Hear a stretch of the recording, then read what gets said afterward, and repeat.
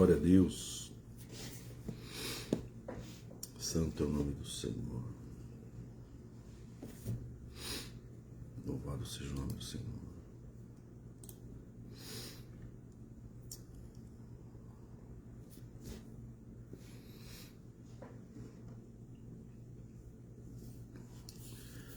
Aleluia. Boa noite, a paz do Senhor, Jones. Deus abençoe a tua vida aí, a tua família.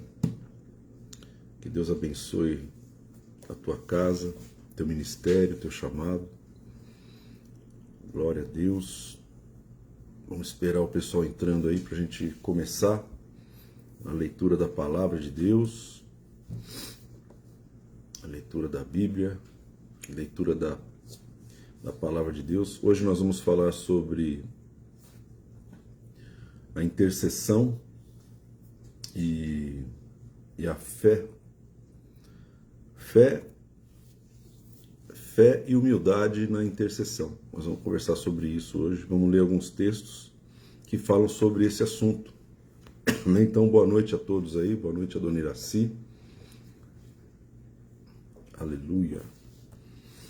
Que Deus proteja cada um de vocês aí em todo tempo.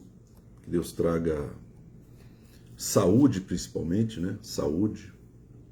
Porque a saúde, ela é necessária nesse tempo.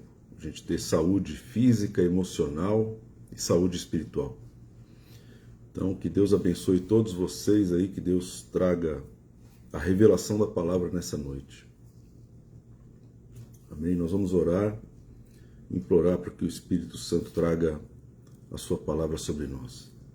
É uma sexta-feira, está frio aqui em São Paulo, não sei aonde você está, nem quando você está assistindo isso, mas que o Senhor fale contigo de maneira poderosa, em nome de Jesus. Amém? Louvado seja o nome do Senhor. Então vamos orar, vamos implorar para que o Espírito Santo venha e que a palavra de Deus, ela seja viva, né, na nossa vida, no nosso coração e no teu coração, na tua vida. Pai, nós imploramos a tua misericórdia sobre nós, a tua presença. Precisamos do Senhor, Pai, e de mais ninguém. Precisamos do Senhor.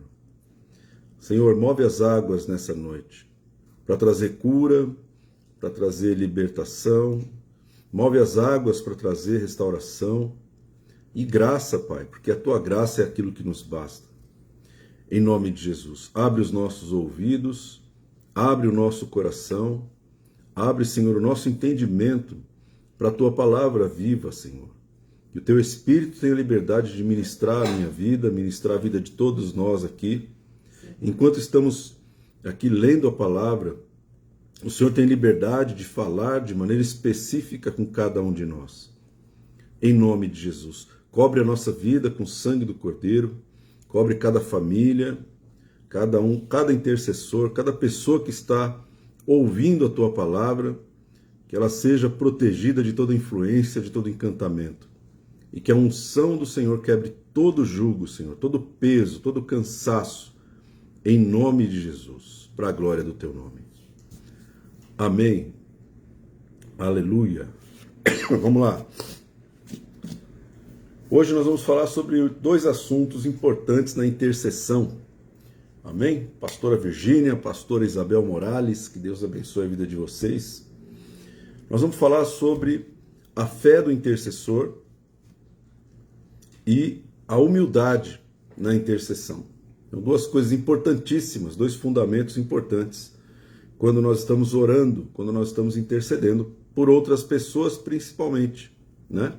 A fé e a humildade. Hebreus capítulo 11, versículo 1 e 2, a Bíblia diz assim: ora, a fé é a certeza das coisas que se esperam e a convicção de fatos que não se veem, pois pela fé os antigos obtiveram bom testemunho. Então, a palavra fé, né, ela é definida aqui como uma certeza, uma firme convicção. É uma certeza absoluta de que algo que nós não estamos enxergando, nós não estamos vendo, esse algo, ele vai acontecer. Então a fé, ela é essa convicção das coisas que se esperam, e isso aponta para o futuro. A fé sempre ela vai ser orientada para o futuro. A fé não é orientada para o passado. Não dá para eu crer naquilo que já aconteceu. Porque o que já aconteceu já está estabelecido. O que aconteceu não tem como voltar. Não tem como voltar no tempo para eu alterar algo que já tem acontecido. E a intercessão, ela trabalha com o tempo futuro e não com o tempo passado. Nós nunca poderemos alterar algo que já aconteceu. Isso nunca vai acontecer pela intercessão. A intercessão, assim como a profecia, ela se move pela fé. Ela tem esse fundamento de se mover com a certeza de que algo vai acontecer, mas esse algo vai acontecer lá na frente, não vai acontecer no passado. Então, a oração e a intercessão, ela tem que estar voltada, as palavras, os pedidos, elas têm que estar voltadas para o tempo futuro. Por quê? Porque a fé, ela é uma certeza a respeito das coisas que se esperam, ou seja, a fé caminha junto com o tempo futuro. Então, muita gente ora por coisas que aconteceram. Depois que aconteceram as situações, as pessoas começam a orar. Olha, ore por mim porque eu fui hospitalizado. Ore por mim porque eu fui acidentado. Ore por mim porque saiu uma confusão aqui em casa. Ore por mim porque eu estou precisando de dinheiro, eu não consegui pagar uma conta. Está tudo no passado. Está tudo no passado.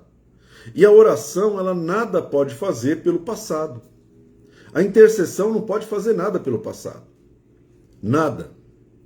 A intercessão, assim como a profecia, elas alteram o tempo futuro. Na realidade, elas estabelecem a vontade de Deus no tempo futuro. E a vontade de Deus, ela só é estabelecida de uma maneira. Ela é estabelecida pela fé. Sem a fé, você não altera os eventos que vão acontecer. As coisas que vão acontecer ainda, não aquelas que já aconteceram. Então, o intercessor, ele não tem que olhar para o passado.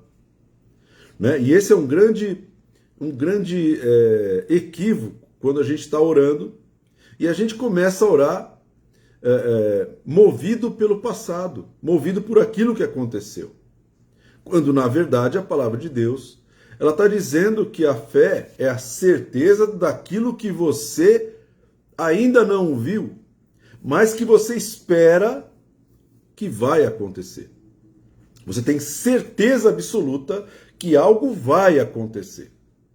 Então, a intercessão precisa orar pelo tempo futuro. E se tem uma coisa que o inimigo odeia, são pessoas orando pelo tempo futuro. Pessoas que estabelecem o que vai acontecer amanhã. O que vai acontecer depois de amanhã, o que vai acontecer nesse mês de julho, no mês de agosto, no mês de setembro. Pessoas que profetizam, pessoas que são movidas pelo Espírito Santo para liberar palavras que elas acontecem no tempo futuro. E quando você ora pelo tempo futuro, o tempo futuro é estabelecido.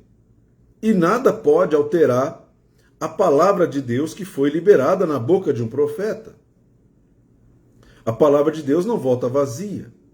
Contra a palavra de Deus, o inimigo não consegue mudar o que vai acontecer.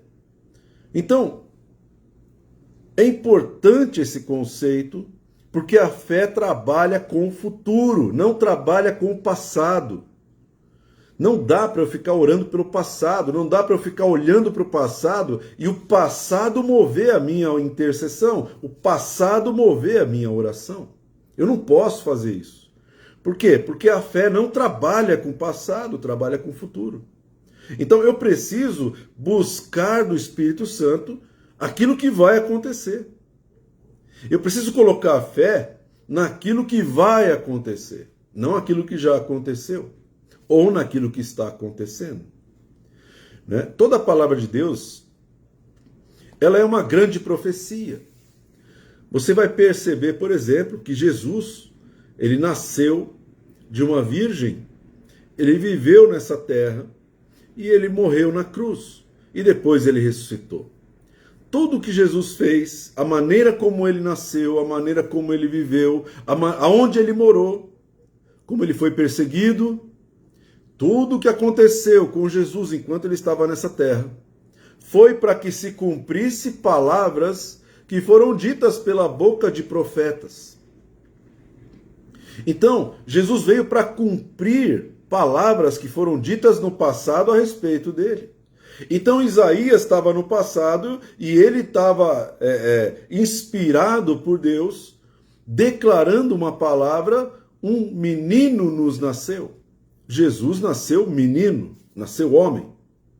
Por quê? Porque um intercessor, alguém, um profeta, liberou uma palavra a respeito do tempo futuro. E essa palavra se cumpriu no tempo devido. Então a fé, ela só opera no tempo futuro. A fé é a firme convicção ou a firme certeza das coisas que se esperam. Ou seja, daquilo que vai acontecer. Por isso a importância da gente buscar o Espírito Santo e falar: Espírito Santo, eu quero orar e profetizar sobre aquilo que ainda não aconteceu. Por isso a intercessão, ela sempre está um passo à frente. O intercessor sempre está um passo à frente do tempo presente.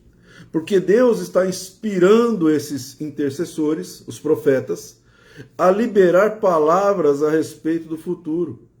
Se você quer saber o que vai acontecer no tempo futuro, chega numa igreja e procura os intercessores, procura os profetas. E você vai ter a revelação de Deus sobre o que vai acontecer no tempo futuro. Qual é o tempo que nós estamos vivendo e o tempo que nós vamos entrar, o tempo que nós vamos viver. Foi exatamente o que os profetas do Velho Testamento fizeram. Eles profetizaram sobre o tempo futuro. Então, esse é um grande mecanismo de Deus, é um grande princípio de Deus e é um grande processo de Deus. Deus não faz nada sem antes trazer a revelação para os seus servos, os profetas. Deus não faz nada, Deus não fará coisa alguma sem trazer a sua revelação, o segredo, para os seus servos, para que eles liberem as palavras. Ora, nem Jesus, meu irmão, nem Jesus, que foi Jesus, veio sem um profeta que viesse antes dele para preparar o seu caminho. Então João Batista, ele teve que nascer para que ele pudesse preparar o caminho para que a palavra se cumprisse. Então João Batista, ele veio preparar o caminho do Senhor. Esse é o processo divino. O processo divino passa pelos profetas, passa pelos intercessores, passa pela intercessão e pela oração.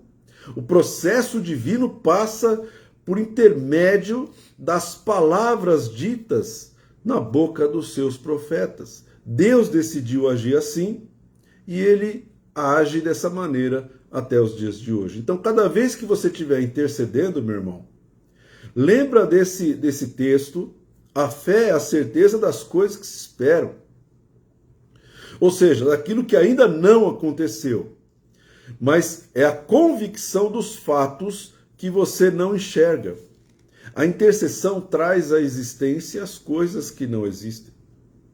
A profecia, ela puxa do mundo espiritual ao mundo invisível e traz para o mundo físico aquilo que não existe. Seja uma cura, seja uma resposta, um livramento, seja a salvação da alma de alguém. Você não está vendo acontecer, mas você tem a convicção de fatos. O que é um fato? O fato é algo estabelecido. Então, quando você tem a convicção de um fato, você tem a convicção de que algo já aconteceu. Ora, se a fé é a certeza daquilo que você está esperando está no futuro, mas ao mesmo tempo é a convicção de fatos, nós temos duas dimensões nesse texto. A primeira dimensão é a dimensão física, aonde está o tempo futuro, aonde está o tempo cronológico. O tempo cronológico está aqui na dimensão física, horas, minutos, segundos, dias, meses, anos, décadas. Então, quando nós estamos movimentando o mundo espiritual, nós estamos tendo a certeza que no tempo futuro as coisas vão acontecer. Ao mesmo tempo, nós estamos estabelecendo fatos que não estão visíveis, não estão no mundo visível, não estão no mundo físico, mas eles estão no mundo espiritual sendo estabelecidos pela palavra. Então, quando você libera uma palavra, quando você libera uma oração, quando você faz um pedido a Deus, você acabou de gerar um fato. Uma realidade foi gerada pela fé.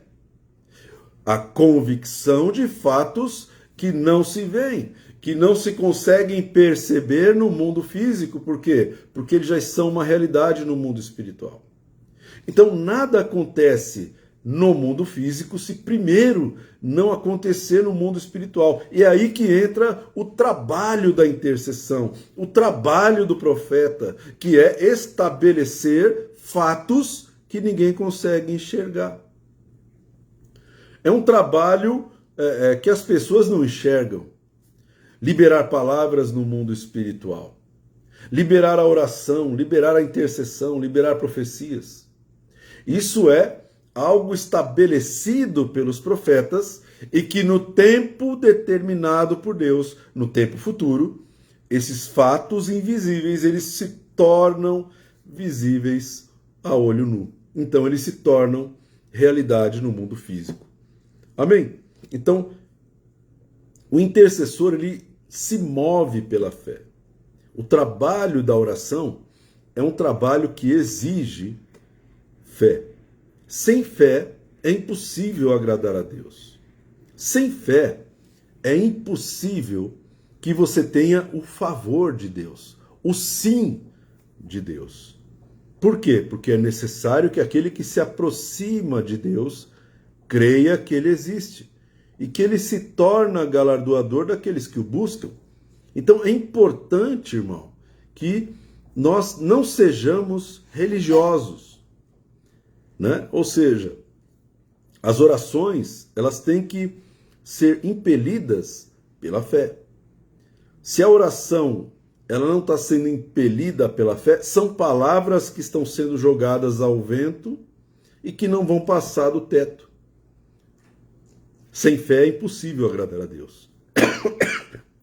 Eu quero ler um texto aqui, Hebreus 11:3, diz assim: pela fé, entendemos que o universo foi formado pela palavra de Deus, de maneira que o visível veio a existir das coisas que não aparecem.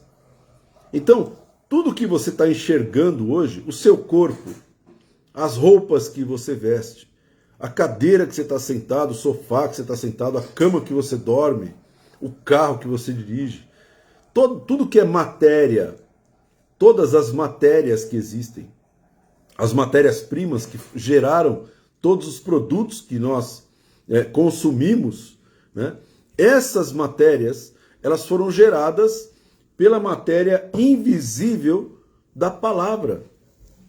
Então, pela fé, entendemos que o universo foi formado pela palavra de Deus. Quando Deus começou a formar todas as coisas, ele usou a palavra. E a palavra foi gerando aquilo que hoje existe no mundo físico.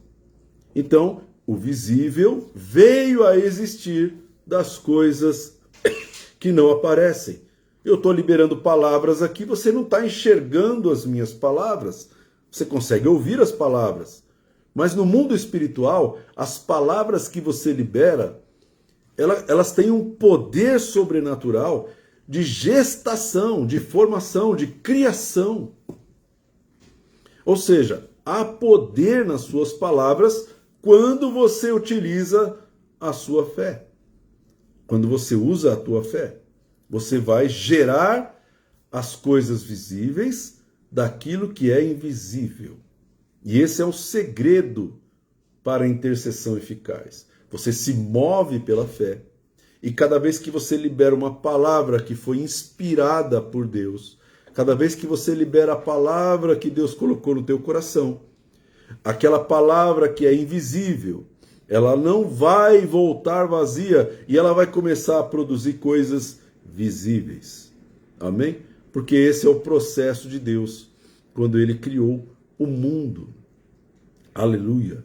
E eu quero falar desses dois assuntos. O primeiro deles é a fé na intercessão. Eu quero ler uma história que talvez você conheça. É uma história conhecida. Lucas capítulo 5. Lucas era médico e ele descreveu aqui uma história tremenda.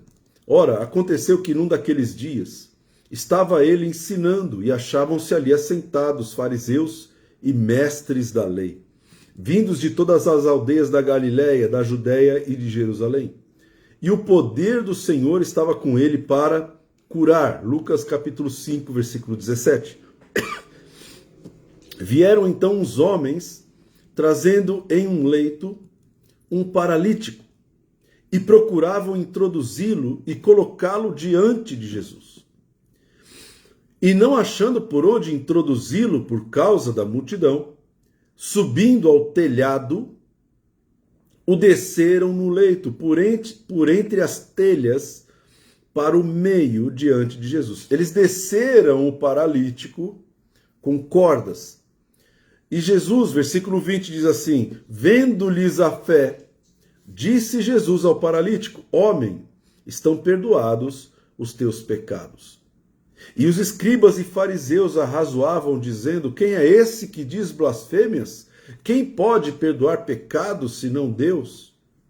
Jesus, porém, conhecendo-lhes os pensamentos, disse-lhes: que arrazoais em vosso coração? Qual é mais fácil dizer? Estão perdoados os teus pecados, ou levanta-te e anda? Mas para que saibais que o Filho do Homem tem sobre a terra autoridade para perdoar pecados, disse ao paralítico: eu te ordeno, levanta-te, toma o teu leito e vai para a tua casa. Imediatamente se levantou diante deles e, tomando o leito em que permanecera deitado, voltou para casa, glorificando a Deus. Essa é uma história de um paralítico, uma pessoa que não conseguia andar, não conseguia se movimentar, ele não conseguia se locomover, não conseguia chegar até Jesus. Ele não conseguia porque ele era um homem limitado fisicamente. Alguns amigos desse paralítico, alguns homens, eles olharam o paralítico e eles tiveram a ideia de ajudar aquele paralítico, de estender a mão para ajudar aquele paralítico. Então eles pegam o paralítico, pegam a maca do paralítico e começam a carregar aquela maca para entrar na casa onde Jesus estava. E eles estão carregando a maca, irmão. Eles estão fazendo um trabalho braçal. Eles estão carregando aquele homem está completamente passivo, Eu não sei, a Bíblia não diz se aquele homem pediu para eles fazerem aquilo. A Bíblia não diz isso. Não diz se ele pediu e nem se ele não pediu. Mas o fato é que os homens decidiram pegar o paralítico e levar até Jesus para que Jesus curasse esse paralítico. E os homens não conseguiam entrar com o paralítico na casa por causa da quantidade de pessoas. Então, ao invés desses homens desistirem dessa intenção, ao invés de falar, não dá para fazer, não dá, e vai criar confusão. Olha, se a gente entrar com o paralítico lá, vai ser uma confusão. Não, os homens falaram assim, nós vamos levar o paralítico até a presença de Jesus. Nós vamos deixar ele na frente de Jesus, para que Jesus possa curá-lo. Esses homens insistindo, perseverando, eles subiram no telhado com um paralítico na maca.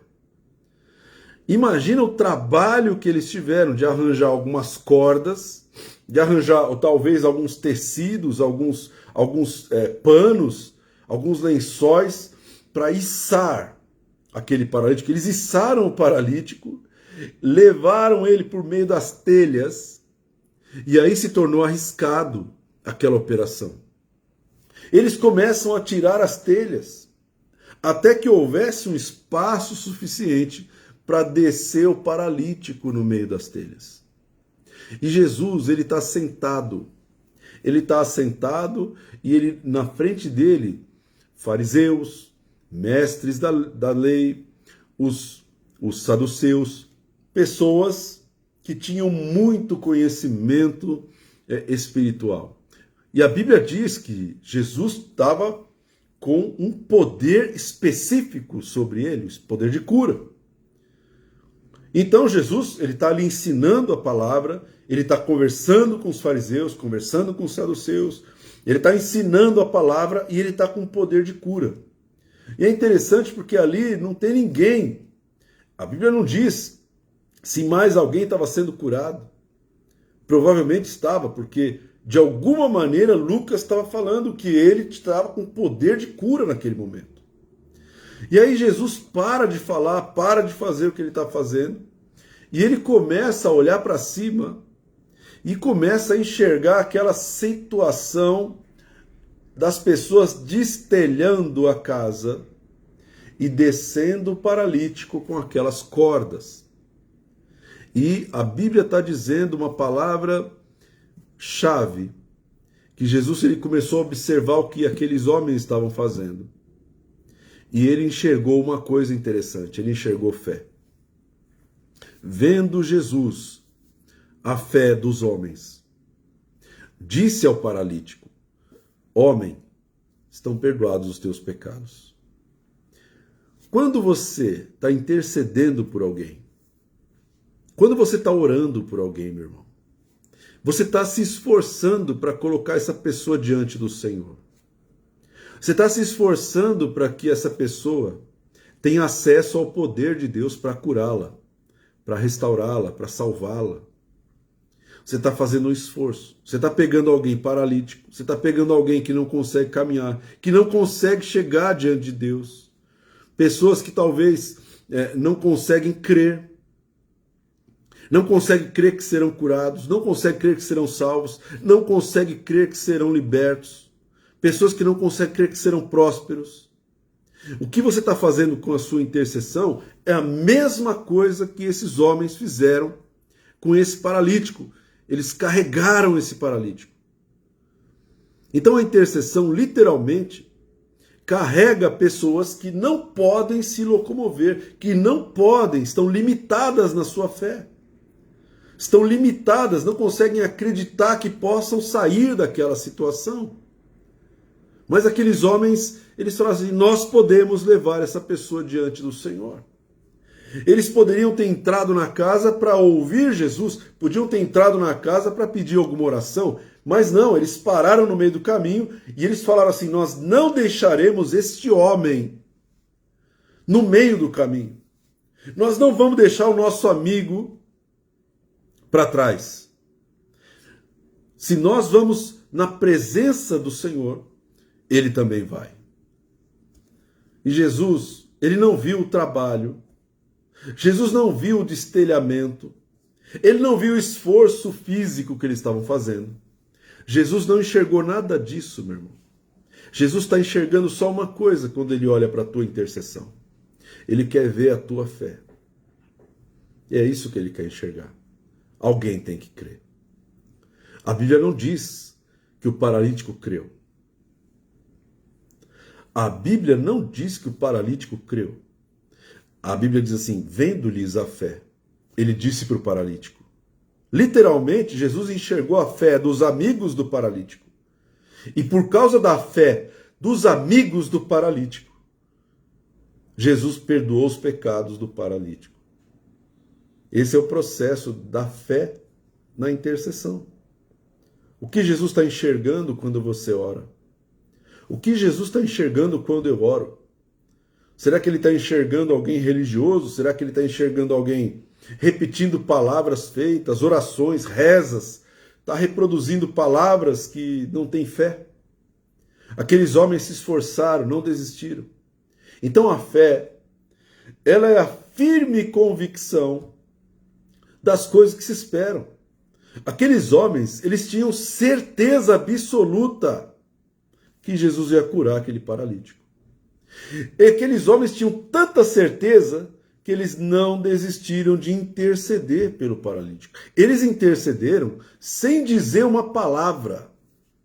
E isso é muito poderoso. Jesus estava vendo a fé deles. O esforço que eles estavam fazendo é pela fé. Então a nossa intercessão, ela precisa da fé para que o Senhor enxergue a fé. Deus não enxergou o trabalho físico, o esforço, as cordas. Jesus não enxergou nada disso. Jesus não enxergou a roupa que eles estavam vestindo. Não enxergou o título que eles tinham. Jesus não enxerga nada disso, irmão. Jesus não está nem aí se eu sou pastor, se eu sou mestre, se eu sou alguma coisa. Ele não está nem aí para isso. Quando eu estou intercedendo por alguém, a única coisa que ele quer enxergar é a fé. É a fé. Vendo-lhes a fé, disse ao paralítico, os teus pecados são perdoados. Por quê? Porque os pecados, na administração de Jesus, na gestão de Cristo, são perdoados pela fé. Somos perdoados pela fé. Não somos perdoados pelas obras. Ele não olhou para o paralítico e falou assim, por causa do esforço dos seus amigos, você está perdoado. Não. Por causa da perseverança, também não. Por causa do título dos seus amigos, não. Por causa da igreja que eles frequentam, também não. Quando ele viu a fé, ele disse, os seus pecados são perdoados. Então a importância da intercessão ser movida pela fé. Porque quando a intercessão é movida pela fé, meu irmão, Deus olha, o Espírito olha, Jesus olha para a tua fé. E mesmo que você não esteja nem liberando uma palavra, mas a fé em carregar alguém que não pode estar diante do Senhor, vai trazer sobre essa pessoa a liberação, vai trazer o perdão, vai trazer a graça e vai trazer a cura. Vai trazer a cura. Amém? Então, a intercessão, ela se move pela fé. A fé pode ser vista no mundo espiritual. A fé pode ser vista. Eu posso saber orar orações lindas, eu posso treinar bastante e orar de maneira maravilhosa, com palavras, né, com palavras poderosas. Eu posso ter a oratória na oração, violenta. Mas se não tiver fé, irmão, não vai passar de um sino que retine, um barulho que acaba e não produz efeito algum. Então, medita nessa palavra. Medita que Jesus olhou para a fé dos amigos do paralítico. E por causa da fé deles, ele curou.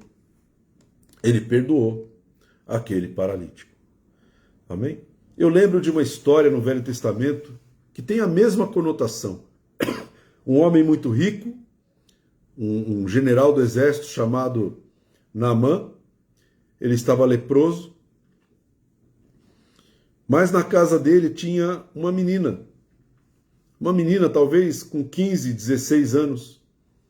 E essa menina, vendo que o seu patrão, né, sofria com aquela situação, liberou uma palavra, porque a menina cria. A Bíblia nem fala o nome dela. A Bíblia não fala o nome dos amigos do paralítico. A Bíblia não ressalta o nome dessa menina e nem dos amigos do paralítico. Mas a Bíblia ressalta a fé desses amigos. Assim como no Velho Testamento, essa menina falou assim, se o meu Senhor estivesse diante do profeta que está em Israel, ele seria curado da sua lepra. E por causa dessa palavra que foi dita pela menina, algo foi estabelecido no mundo espiritual. A cura do Naamã foi estabelecida pela menina. A cura do general foi estabelecida pela menina que creu. A menina que liberou uma palavra para o tempo futuro. A menina que liberou a fé. Quando ela libera isso, então o mundo físico começa a se mover. De alguma maneira, o general de um grande exército começou a se movimentar em cima da palavra de uma menina, de uma adolescente. Por quê? Porque a palavra que ela falou não ia voltar vazia. A palavra que ela liberou sobre o seu patrão não ia voltar vazia. É a palavra de uma intercessora. É a palavra de um intercessor, a palavra de um profeta, que não volta vazia. Então esse homem começa a mover todos os recursos que ele tem para que ele pudesse chegar diante de Eliseu. Manda carta para o rei de Israel, dizendo que ele ia ser curado em Israel.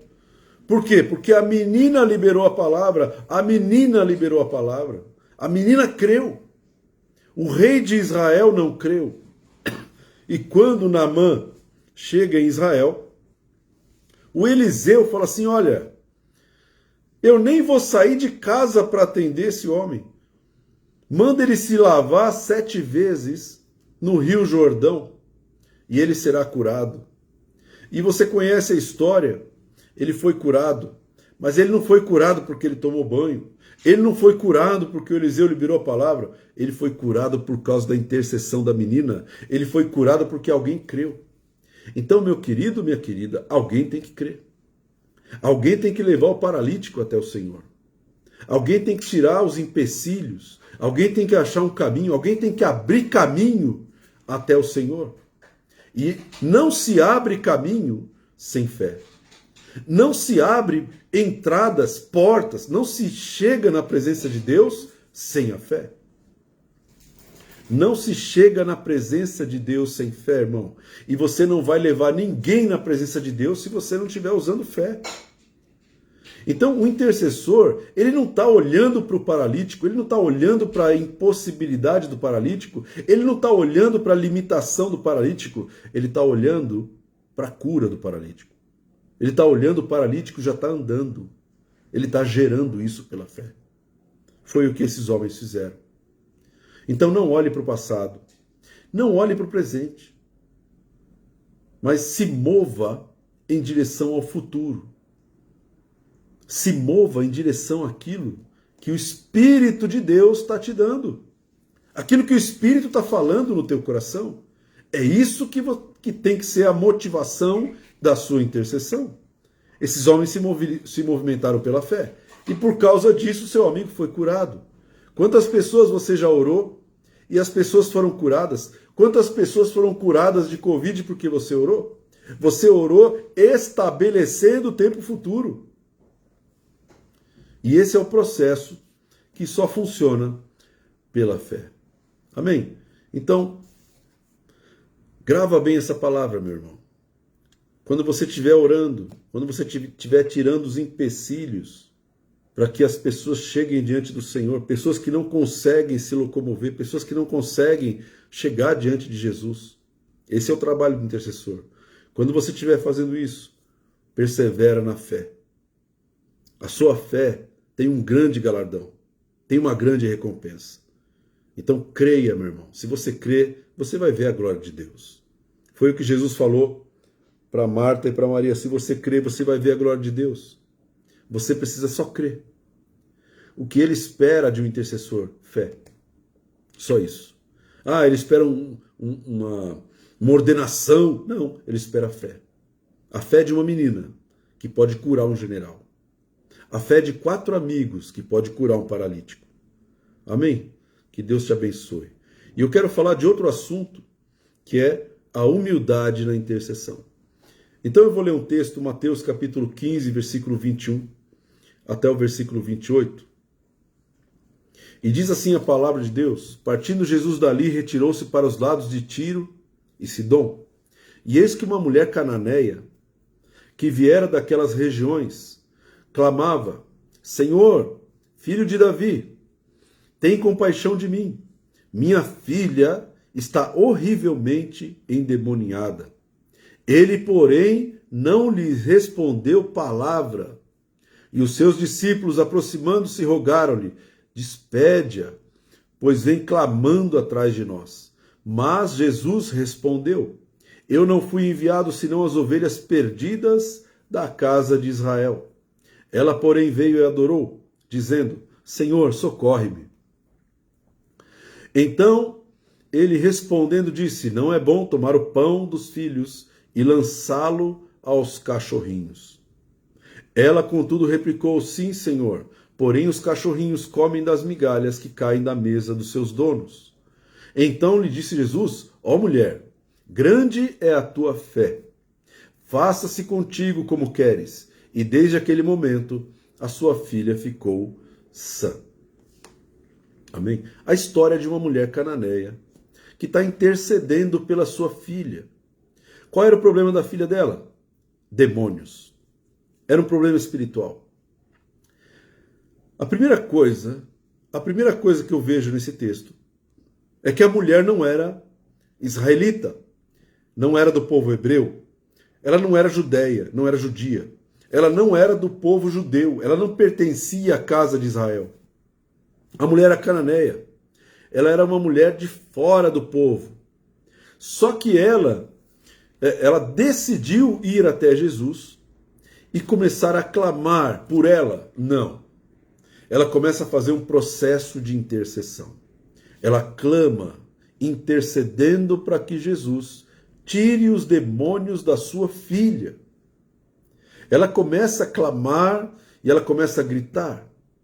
Os cananeus, né, nessa época, eles eram conhecidos por terem muitas posses. Os judeus eram conhecidos por serem a grande maioria deles, pobres. Então, é como se uma mulher da alta sociedade estivesse chegando para um escravo, para uma pessoa da baixa sociedade, e ela estivesse se humilhando, pedindo algo para essa pessoa. Então, a primeira coisa que eu enxergo aqui é que essa mulher está se humilhando. Ela está se humilhando quando ela está pedindo isso para um escravo. Ela está pedindo isso para um judeu. Não está pedindo isso para um general do exército. Não está pedindo isso para uma pessoa que tem posses, um político, para o rei Herodes. Não está pedindo isso para essas pessoas. Ela está pedindo isso para um escravo, para um homem pobre, para um homem que não tem posses, que não tem posição. Porque ela crê. Então, ela crê, ela tem fé. E ela começa a clamar. Agora, presta bem atenção no que aconteceu. Jesus não atendeu ao clamor dessa mulher. Jesus não atendeu ao clamor dessa mulher. Ele continuou caminhando no seu caminho. Os seus discípulos atrás dele, ele continua caminhando, ele continua andando. A mulher gritando atrás dele, implorando para que ele libertasse uma criança dos demônios, e Jesus nem virar, nem parar, ele parou. Por que que Jesus fez isso? Por que que Jesus não atendeu essa mulher? Quando seus discípulos começam a tentar fazer com que Jesus tire essa mulher da nossa aba, Senhor, despede essa mulher, ela está clamando, ela está gritando atrás da gente, fazendo escândalo. Tira essa mulher da nossa aba, tira essa mulher da nossa cola, despede logo essa mulher. Jesus diz uma palavra que ficou, né, uma palavra forte: eu não fui enviado senão as ovelhas perdidas da casa de Israel. Essa mulher não é da casa de Israel. Então, a mulher, ouvindo isso, ela corre e ela se joga no chão, nos pés de Jesus.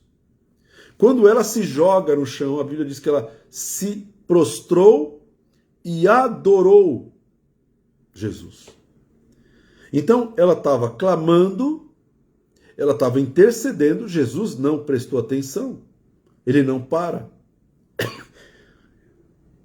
Num segundo momento, a mulher para de interceder e começa a adorá-lo. Ou seja, eu estou reconhecendo que o Senhor é Deus. Eu estou reconhecendo que o Senhor tem poder. Então eu te adoro. E ela se prostra diante dos pés do Senhor Jesus e fala: Senhor, socorre-me. Socorre-me. Você pensa que Jesus atendeu ela? Não atendeu. Por que ele não atendeu?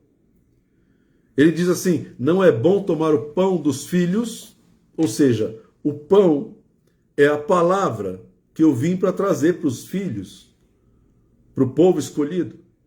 O pão é a palavra. A palavra que cura é o pão. Não é bom tirar o pão dos filhos e dar para os cachorrinhos. Jesus disse essa palavra para essa mulher. A mulher estava intercedendo por uma criança, irmão. E Jesus fala assim: não, você não passa de um cachorrinho. Então você imagina se você estivesse observando essa mulher num processo de intercessão e adoração e Jesus resistindo àquela mulher. Jesus não quis curar aquela criança. Ele está resistindo à mulher.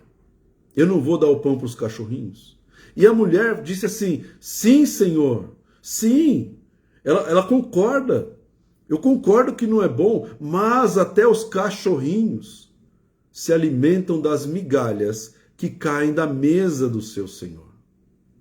E a Bíblia diz que por causa dessa palavra, em outro texto, em outro evangelho, a Bíblia diz assim: por causa dessa palavra, Jesus disse, por causa dessa tua palavra, vai, porque a tua filha já foi curada, já foi liberta. Você já foi atendida na sua intercessão.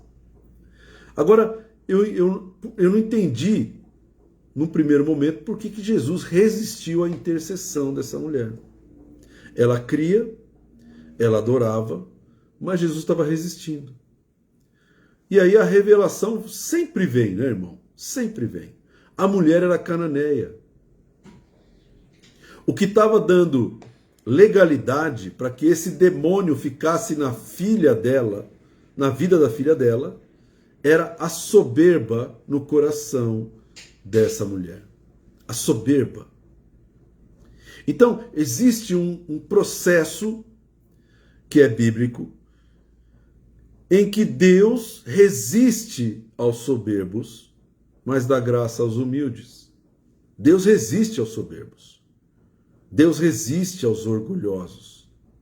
Deus resiste às pessoas que se acham, que são melhores do que os outros, que acham que são os juízes, que acham que são bons, que acham que são deuses. Deus resiste a essas pessoas. Deus resiste. Jesus não responde essas orações.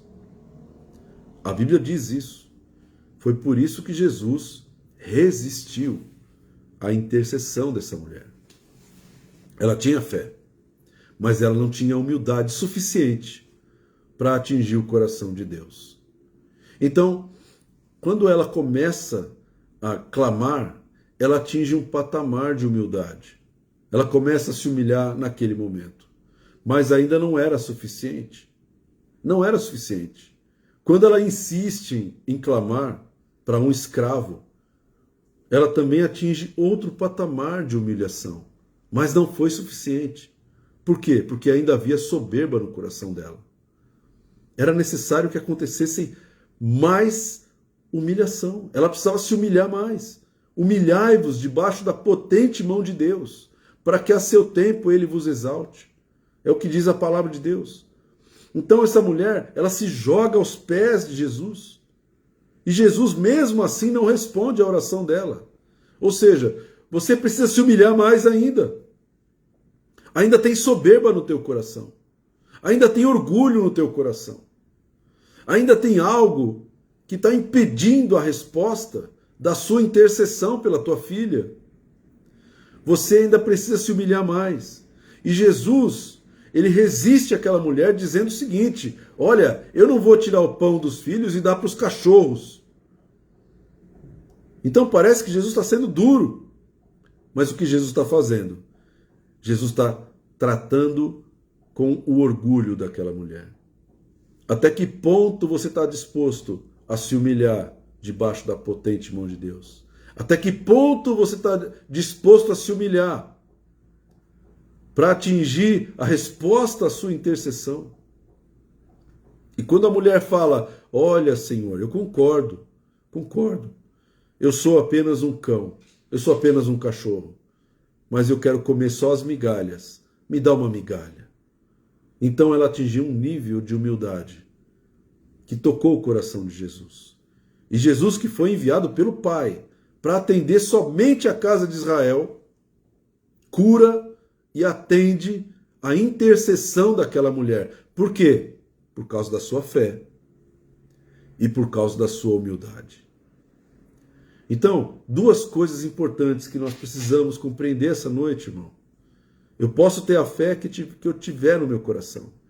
Se eu tiver orgulho, se eu tiver soberba, se eu achar que Deus vai me ouvir porque eu sou pastor, porque eu sou rico, porque eu sou ungido, porque eu sou isso ou aquilo, essa soberba vai causar exatamente o efeito contrário. A minha intercessão, ela vai encontrar resistência da parte de Deus. Foi o que aconteceu com essa mulher. Então ela teve que passar por um processo de libertação. Ela passou por um processo de humilhação. Então, até que ponto nós estamos dispostos a nos humilhar diante do Senhor, para que o Senhor responda às nossas intercessões, para que o Senhor responda às nossas orações. Amém? Hoje em dia, meu irmão, muita gente está achando que é alguma coisa diante de Deus. Muita gente está se achando diante de Deus, está se gloriando, está se glorificando. Está uma coisa absurda, absurda. Pessoas adorando, idolatrando pessoas soberbas, ocupando muitas posições dentro das igrejas, pessoas que pensam que pode mandar em Deus, mas no momento em que Deus fecha o céu e ele não responde à intercessão, então ele está tratando, porque ele resiste aos soberbos, ele está tratando o orgulho, ele está tratando a soberba. Então, o que Deus quer ver no meu coração é fé e humildade. Fé e humildade. Eu preciso quebrar o meu orgulho. Eu preciso quebrantar o meu coração. Eu preciso me humilhar debaixo da potente mão de Deus. Eu preciso passar por esse processo. Porque a soberba é algo natural na nossa vida. Todos nós temos um nível de soberba. Todos nós temos um nível de orgulho. Todos nós precisamos tratar esse orgulho. E nós precisamos nos humilhar. Por isso a Bíblia fala, humilhai-vos debaixo da potente mão de Deus. Humilhai-vos. Humilhai-vos. Eu já vi muita gente confessar muitos pecados. Pecado de prostituição, pecado de homicídio, pecado de mentira, de roubo. Eu já vi muita gente confessar muito pecado, irmão. Mas eu nunca vi ninguém confessar o pecado da soberba, o pecado do orgulho. Esse é o tipo de pecado invisível que ninguém enxerga o coração orgulhoso. Às vezes nem a pessoa que é orgulhosa consegue enxergar. Não, eu não sou orgulhoso, eu sou humilde. E aí quando você ora, quando você intercede, por que Deus não está respondendo? Mas eu tenho fé em Deus, você tem fé. O problema é o orgulho que está no teu coração. Enquanto o orgulho não for tratado, não vai ter resposta. Enquanto o orgulho não for adequadamente quebrado, enquanto nós não nos humilharmos, nós temos que nos humilhar. Nós não podemos deixar ninguém nos humilhar. Nós temos que nos humilhar. Nós precisamos nos humilhar debaixo da potente mão de Deus. Isso é uma atitude pessoal. Essa mulher se humilhou. Ela foi se humilhando, ela foi descendo. Ela não estava mais preocupada com a sua posição, ela não estava mais preocupada com a sua genética, não estava preocupada de quem era a filha, não estava preocupada com título, não estava preocupada com o ministério, não estava preocupada com nada. Ela só estava buscando uma resposta pela sua filha. Interessante que quando ela atinge esse nível de humildade diante do Senhor, a filha dela foi liberta. Amém? Então, o que nós precisamos é sondar o nosso coração, examinar o nosso coração. Quando você estiver intercedendo por alguém, meu irmão, examina o teu coração. E eu examino o meu. Eu não posso examinar o teu. O que eu posso fazer é ler um texto e extrair algumas lições para a minha vida. E talvez esse texto possa te ajudar. Amém? Então, toma como exemplo o caso da mulher cananeia. Olha o que Jesus fez e por que ele fez. E você vai ter o ensinamento correto de como nós devemos chegar diante de Deus. Humilhai-vos debaixo da potente mão de Deus. Reconhecer que Deus pode tudo, nós não podemos nada. Se humilhar é quebrantar o nosso coração, rasgai o coração, rasga o coração e não as vestes, que não seja algo exterior. Então, quando você estiver orando sozinho, lembra de que você precisa se humilhar, irmão. Para algumas pessoas, o ato de se prostrar, ela é necessária. O ato de você colocar a boca no chão é necessário. Por quê? Porque você não está fazendo isso para demonstrar uma coisa religiosa. Você está fazendo isso como um ato profético para quebrantar o teu coração. Amém? É o espírito contrário da soberba. É o espírito da humildade. Louvado seja o nome do Senhor. Amém? Então, grava bem a palavra dessa noite. Porque são dois fundamentos poderosos. Fé e humildade. Fé e humildade. Nunca defenda a sua origem, nunca defenda o seu título, nunca defenda a sua posição, nunca pense que você é alguma coisa. Nunca faça isso, irmão. Porque esse é o começo de um céu fechado. Deixa que o Senhor trate você. Amém? Ninguém pode humilhar uma pessoa que se humilha. Grava bem isso. Essa é uma chave poderosa. Se você já se humilha debaixo da potente mão de Deus, irmão, você nunca vai ser humilhado por ninguém. Você nunca vai se sentir humilhado.